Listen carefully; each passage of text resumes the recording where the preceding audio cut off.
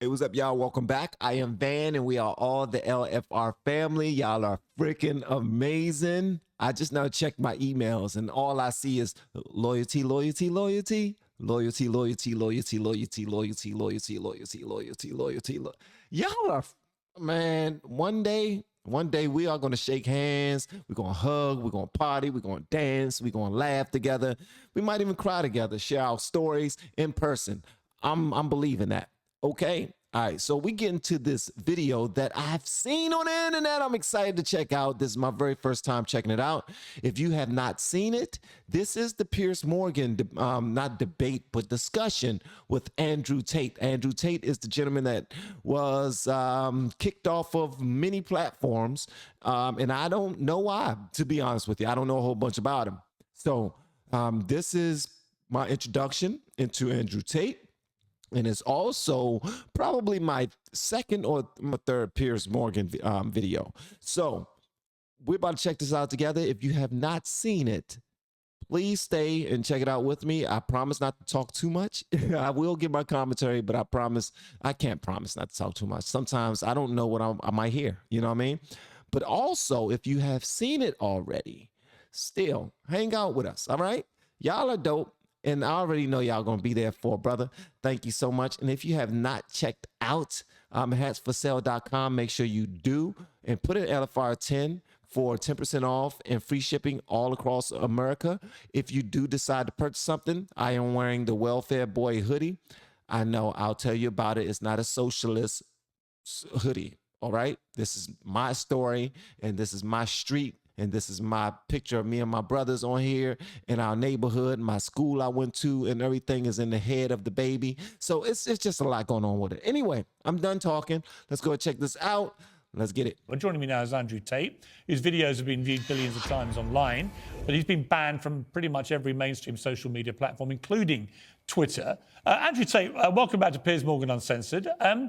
Your take on this, I think, is quite interesting because you've been a victim of being if victim's the right word, but you've been removed from social media platforms for your opinions.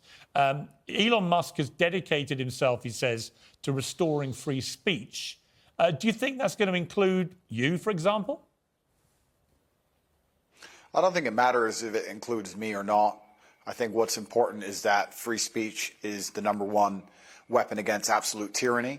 And although you cannot have complete free speech because then conversations completely break down into asinine insult fests, I do like the idea of the changing of the guard when it comes to control over information. Wait a minute. This gentleman got kicked off all of the platforms? He does not seem like he's a loose cannon. He seems extremely controlled, articulate, intelligent. What am I missing here? I'm sure I'll find out. Is it possible, Andrew Tate, to actually police something like Twitter to be a platform for genuine free speech? Or is it so toxic and tribal now that whatever happens, you know, before we had all the people on the right screaming away that they were being no platformed and so on. Now you've got all the people on the left screaming that they're being diminished in some way. It's very tribal, very toxic. Can Musk cut through that? And if so, how?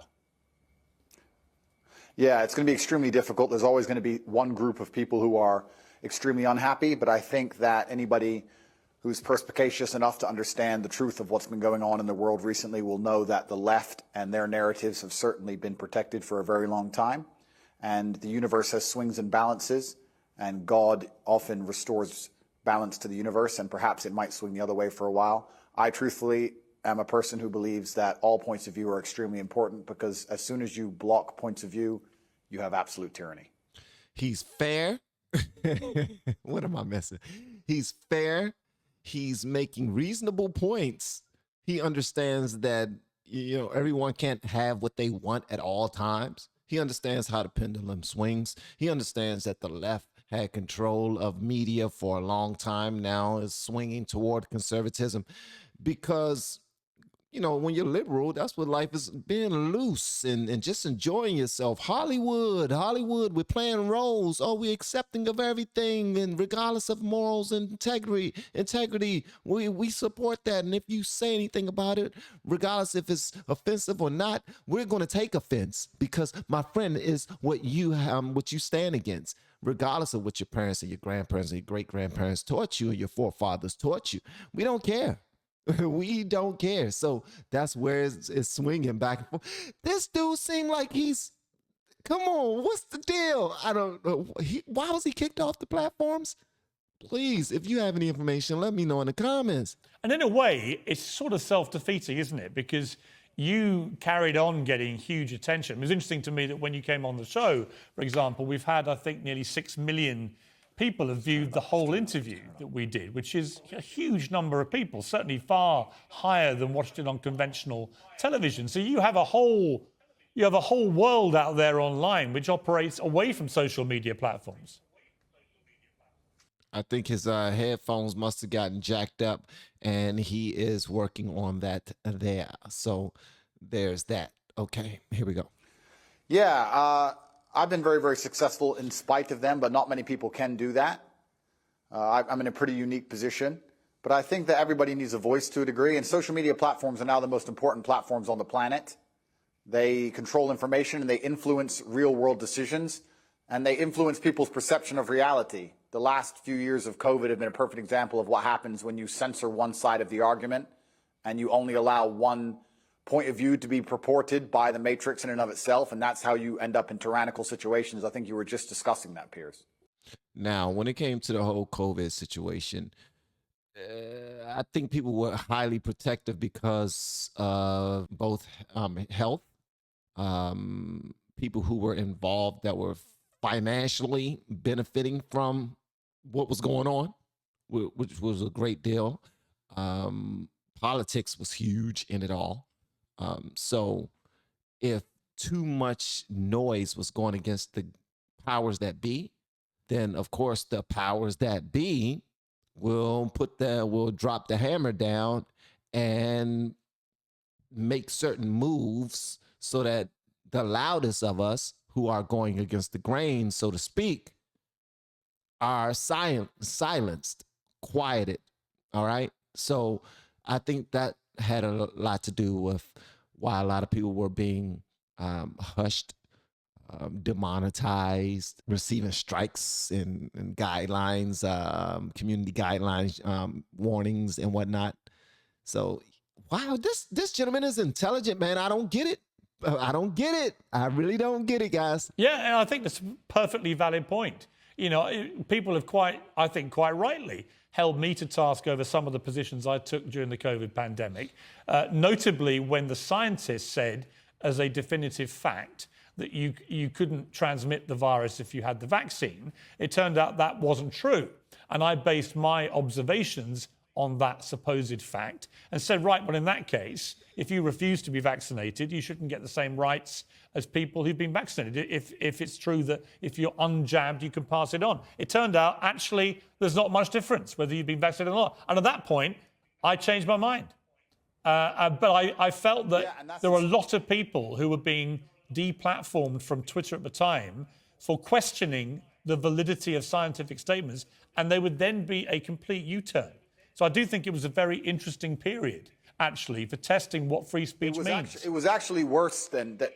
You're right, Piers, but it was actually worse than interesting, because what happens is when you censor an entire side of the argument and only allowed one side of the argument to have a voice, you are changing reality in real time. You are shaping the world.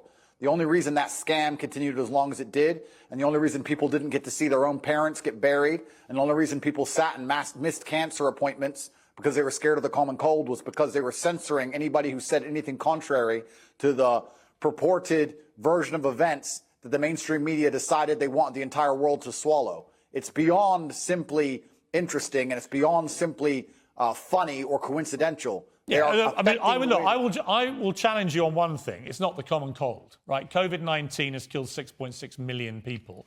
It is one of the most deadly viruses, certainly of our lifetime. So it wasn't the common cold, but I do think it is completely justified for people to say we should be more cautious, I think, about accepting during fast-moving pandemics the word of scientists as being sacrosanct, because on a number of things, from the use of masks to the efficacy of vaccines in preventing transmission, they did massive U-turns.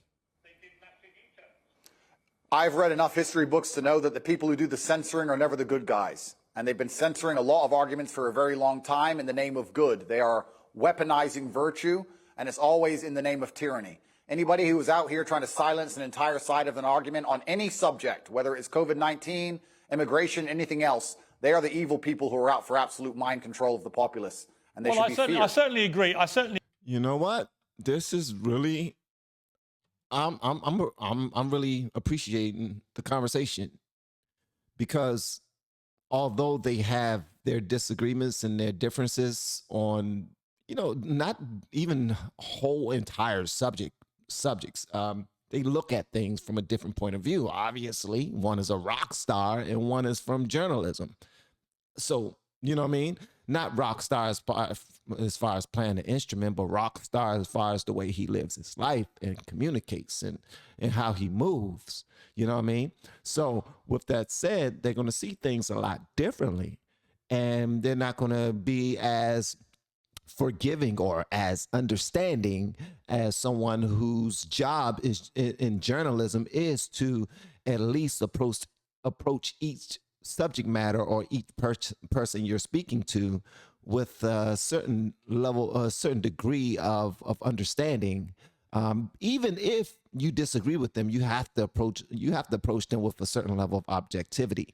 Now, not saying that Andrew Tate don't have that level of objectivity. He's just a little bit more cold with the way that he approaches things and the way that he sees things. So basically, he's saying that, you know, if you're going to silence anything, if you're going to tell somebody, don't say nothing, be quiet, just be quiet. You can't speak on that, or you can't speak against that.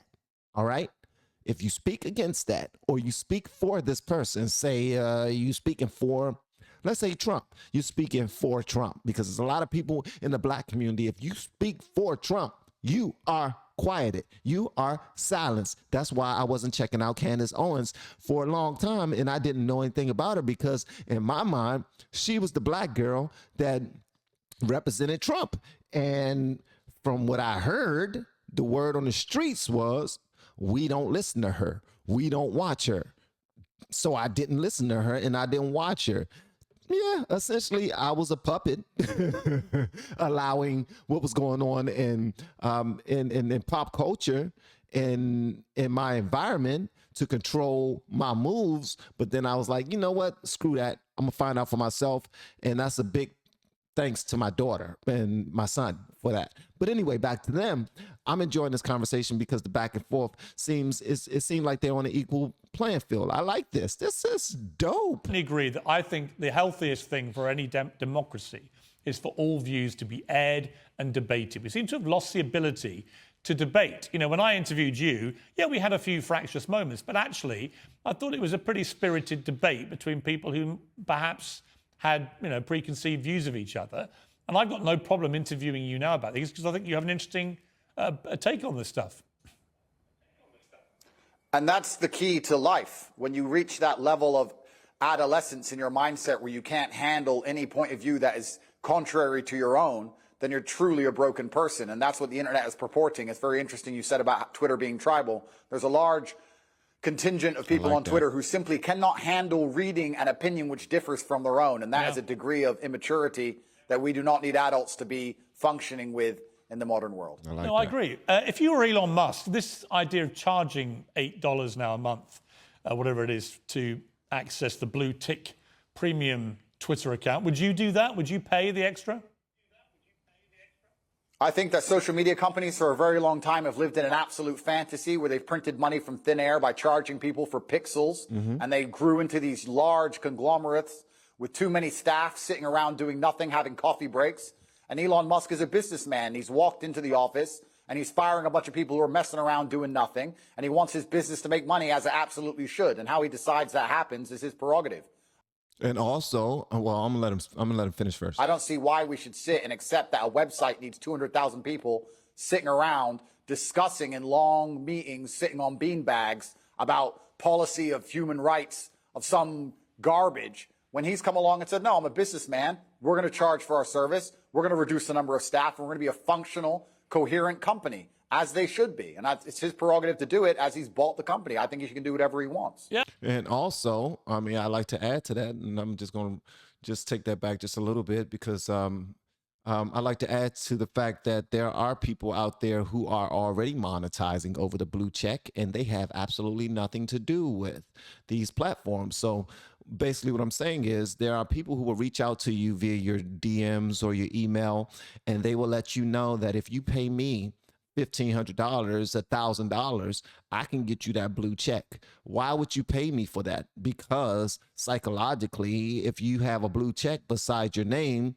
that will send off the impression to people that will give off the impression that you are popular, you're important, you're trustworthy, and whatever business dealings you're in, people will more than likely deal with you at that point because of that. So you will end up making your money back if you pay me $1,000, $1,500. And people have been paying that. There are people on YouTube, Instagram, Facebook who are doing these things, and I mean profitable. I mean, they're profiting off of other people, and they're selling them a dream that really does not work. I'm letting you know this right now. It really does not work, but the person that's selling it are getting paid. So when Elon Musk did that, that was also a shot at those people who were just trying to go, trying to backdoor these platforms and do whatever they wanted to do, and make up these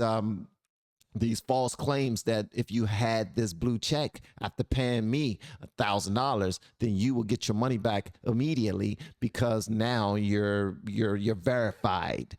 And so that it had a little bit to do with that as well. All right, let's go. As they should be. And it's his prerogative to do it, as he's bought the company. I think he can do whatever he wants. Yeah, I mean, I don't disagree, because I remember the appalling censorship of the New York Post exclusive about Hunter Biden, the son of the president, about his laptop. This is 3 weeks before the election that Joe Biden won.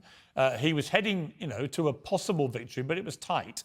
And that story, they reckon, could have tipped it either way. But it was completely suppressed and censored, starting with Twitter, then Facebook, then others. Twitter literally locked out the New York Post account for 2 weeks for breaking a completely true story. I thought that was shameful. It's worse than shameful. It's worse than shameful. When you control information, you control the real world. They affect the real world in real time. They are genuinely affecting the reality people live in. They are not just a company. They're not just a social media platform. It affects absolutely every single person on the planet when it changes who is elected. I don't want to comment specifically on Hunter Biden or the laptop. I would never kill myself, but I don't think it's fair that they would hide certain key information that close to an election. And the fact that they've done that was done specifically to affect the world that we all live in. And we all have to suffer the consequences of those things. So to sit and say that these companies can just do whatever they want and they're private, etc. No, free speech is beyond important for democracy. It's important for the reality that we exist under. Andrew Tate, thank you for joining me. I appreciate it. Thank you, friend. That was pretty daggone good. I enjoyed that. They didn't get too heavy. They didn't go back and forth too. They didn't disagree as much as I wanted them to. I'm gonna be honest with you. I wanted a little bit of drama. Not necessarily drama, but I believe that when people disagree, we come up with solutions. You can't always be agreeable. You can't. That makes absolutely no sense. Nothing gets solved by always being agreeable. Clearly, you have a side. I have a side. That's why I'm here. We're not just talking to friends here. When Piers Morgan noticed that, you know what? This isn't really getting all, ridiculous like the last one. Last one, I had more fun. But other people might not have enjoyed that. I enjoyed this. I'm gonna be honest with you. And I know a lot of you all are mentally more mature than I am. I like to see people go back and forth with disagreements. I love it. Although I don't really particularly care for debates too much because that seems like a nerd sport. Don't mean any offense to anybody, but my wife loves watching debates. My wife loves the whole political game. She loves watching it. She loves following it. She knows all the stats and analytics that are related to it. But me, not so much, but I'm starting to learn and I'm starting to listen. I'm starting to understand more. So when I understand more, then I communicate it, and that makes me feel like I'm a part of it. And now I'm comfortable, you know what I mean? Like riding a bike. At any event, I enjoyed it. Hopefully you did too. Please let me know whatever you want me to know in the comments below. And if you have yet to hit that subscribe button, please make sure you do so on your way out the door. Once again, guys, I am Van, and now we are all the LFR family. And I look forward to seeing you on the next video, hopefully inside of the Patreon as well. Y'all have been amazing per usual. And shout out to all of my amazing, loyal, dope LFR family. See y'all next time. Love you.